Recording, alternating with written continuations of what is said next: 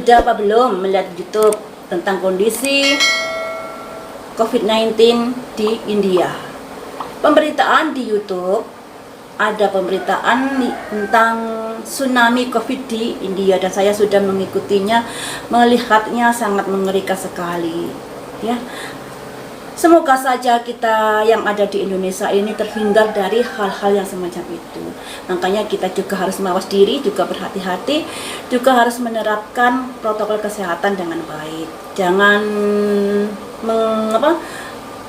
mengesampingkan hal itu ya, jangan menganggap gampang hal itu. Karena yang saya lihat di masyarakat ini masih saja orang yang berpikiran yang gampang permasalahan ini, seakan-akan permasalahan ini masih rekayasa, seakan-akan permasalahan ini ada hubungan dengan politik dan lain sebagainya. Padahal permasalahan ini sudah ada di depan mata, korban-korban sudah berjatuhan di depan mata, masih saja punya pikiran seperti itu. Itu yang sangat-sangat mengecewakan buat saya. Yang saya prediksi di sini, bagaimanakah kondisi COVID-19 di negara Indonesia untuk bulan Mei dan bulan Juni ya, Mei-Juni. Karena bulan Mei ini kan Hari Raya Idul Fitri.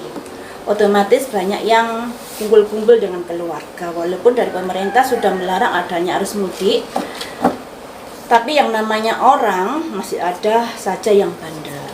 Tentunya ada kondisi-kondisi yang perlu diwaspadai ke depannya, sehingga dengan prediksi ini semoga kalian bisa mawas diri, bisa lebih berhati-hati dan bisa menuruti aturan-aturan yang dianjurkan oleh pemerintah untuk tidak mudik, untuk tidak berkumpul-kumpul dan untuk selalu memakai masker, jaga jarak dan cuci tangan ya.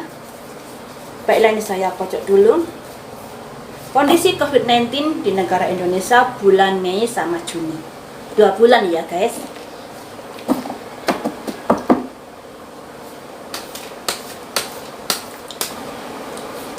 Satu, ada jantung ditusuk, bisa dikatakan mengecewakan kondisinya. Yang kedua, ini ada simbol wanita bawa pedang yang di belakangnya ada serigala. Jadi COVID-19 selalu mengintai kehidupan kita, keberlangsungan hidup kita ini sangat terancam dengan kehadiran COVID-19 ini yang selalu berdampingan dengan hidup kita ya. Ini kemudian di sini yang artinya jangan menghayal, jangan berhandai-handai dulu dan lain sebagainya. Jadi jangan menuruti kemauan sendiri, misalnya bersenang-senang dan lain sebagainya, karena tentunya itu juga akan membahayakan ya. Jadi diempet dulu kalau mau kumpul-kumpul ya. Kemudian ini Raja bawa pedang yang artinya sikap tegas melangkah untuk mengambil sebuah keputusan yang baik untuk menjaga kesehatan kita. Kemudian ini, nah kurang bagus kan endingnya, ada seorang yang ditusuk pedang dari belakang. Sebuah kondisi yang menyakitkan yang akan kita lalui jika kita tidak menjaga protokol kesehatan. Ada hal-hal yang begitu menyakitkan jika kita tidak menjaga protokol kesehatan, jika kita tidak mematuhi pemerintah untuk tidak mudik. Jadinya seperti ini. Jadi guys, alangkah baiknya kita tidak mudik, kita tidak kumpul-kumpul sementara waktu, walaupun sebenarnya Hari Raya Idul Fitri merupakan momen yang bagus untuk kumpul-kumpul, untuk silaturahmi dengan keluarga. Namun lakukan itu bisa dengan telepon, video call dan lain sebagainya untuk menjalin silaturahmi. Jadi untuk sementara waktu harus bersabar dulu untuk tidak mudik, dan itu harus diupayakan buat kita semua ya. Jadi kita juga harus tertib mengikuti aturan yang berlaku kalau nggak mau kejadian seperti ini. Ini ada simbol jantung ditusuk pedang. Sesuatu yang mengecewakan yang bisa saja terjadi dalam kehidupan kita. Dikarenakan kita ini selalu diintai oleh COVID-19 lingkungan kita ini. Makanya untuk bersenang-senang ini harus dipupus dulu, lihat kondisi yang ada. Jangan semacam gimana ya, jangan semacam egonya terlalu tinggi, wah kalau saya nggak kumpul dengan keluarga nggak enak, kalau begini nggak enak. Cobalah berpikir lebih dalam lagi. Apa ya yang membuat kalian seperti itu akan merugikan orang lain?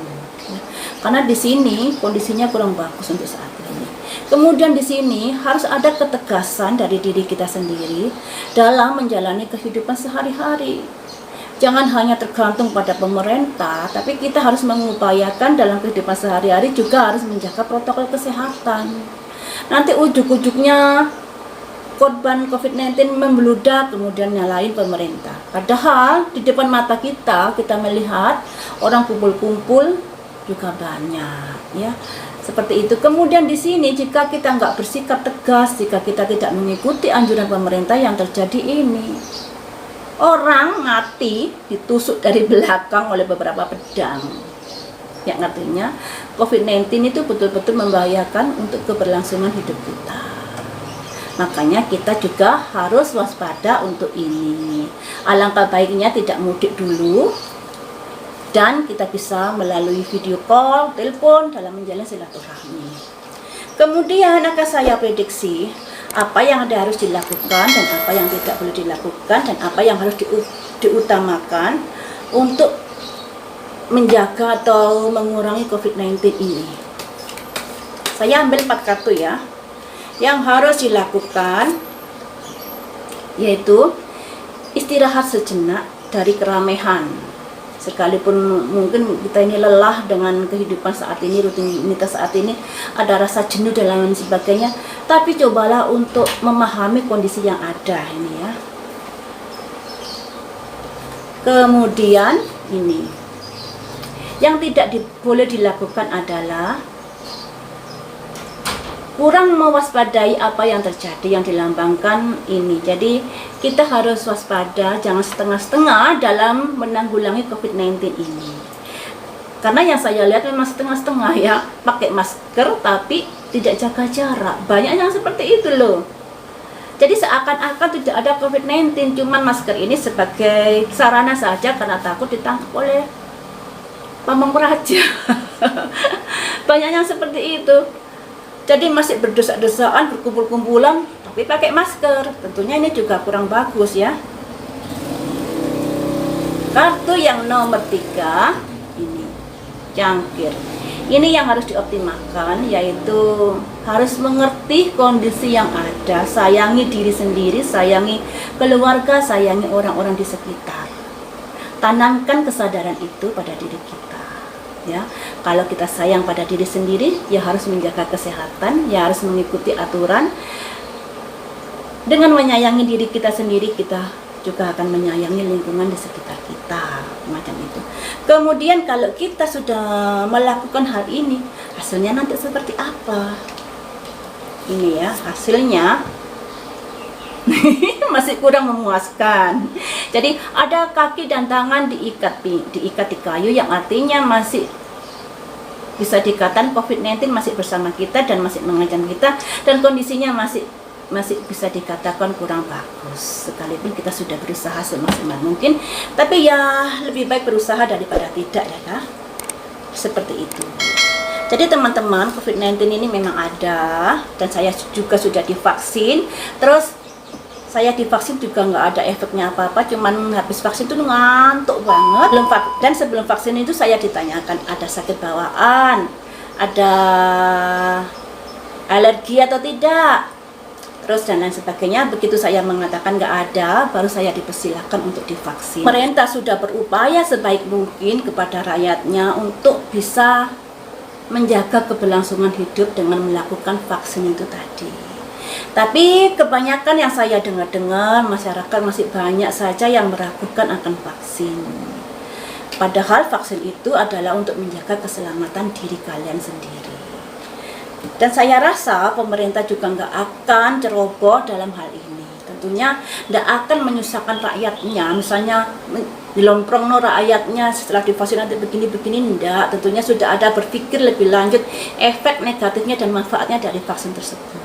Nyataannya saya juga masih segar-bugar dan bisa membuat vlog untuk kalian ya. Jadi jangan ragu untuk divaksin, segera datang ke puskesmas, ke tempat-tempat terdekat yang melakukan pelayanan vaksin. Semoga virus corona ini bisa segera diatasi ya.